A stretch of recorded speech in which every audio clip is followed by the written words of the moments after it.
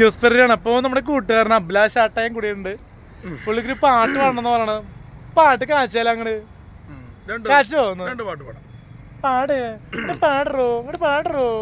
ചന്ദനച്ചോലയിൽ മുങ്ങി നീരാടിയൻ ഇളമാൻ കിടാവേയുറക്കമായി. ഈ പാട്ട് കേട്ടപ്പോ എനിക്കൊരു പാട്ട് പാടാൻ തുടങ്ങി. ഉറച്ചികരാത്രിതൻ പിച്ചകപ്പന്തലിൽ ശാലീന പൗർണമി ഉറങ്ങിയു. ഇത് പാട്ടാണ് ഓർമ്മ വന്നത്. എനിക്കൊരു പാട്ട് പാടാൻ ഓർമ്മ വന്നു. പാടാം.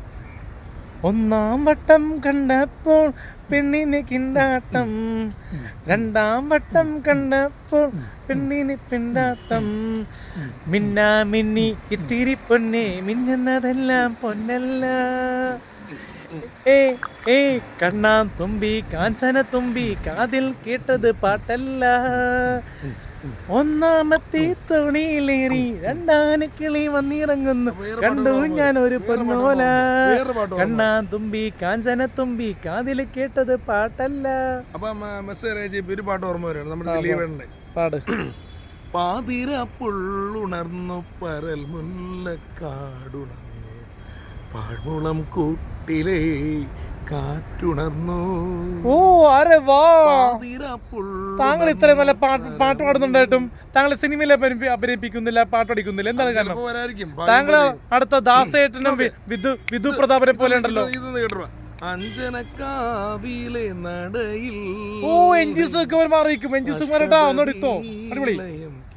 റിമി ചേച്ചി കൂടെ പഠിച്ചോ? പക്ഷെ ഉണ്ടല്ലോ പെരേരയെ കുറിച്ച് ഞാൻ പാട്ട് എഴുതി വെച്ചിട്ടുണ്ട്. പെരേരയെ കുറിച്ച് പാടിക്കോട്ടെ. പെരേരയെ പൊഴുത്തിക്കൊണ്ട് പാട്ട്.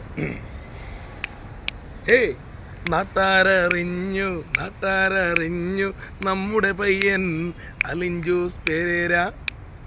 ഇപ്പോൾ എല്ലാരും ഫാൻസ് അല്ലേ, കോളേജ് കുട്ടികളുടെ അഭിമാനമല്ലേ.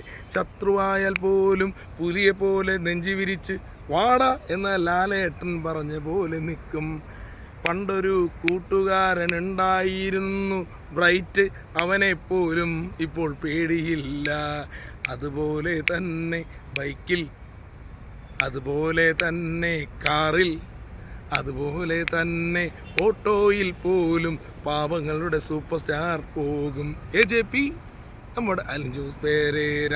AJP ആറാട്ടണ്ണൻ കൊണ്ടുവന്ന പയ്യനല്ലേ, ഇപ്പോൾ ആറാട്ടിനേക്കാളും റീച്ചുള്ള പയ്യനല്ലേ. നല്ല പയ്യൻ ഇപ്പോൾ ശ്രീജന.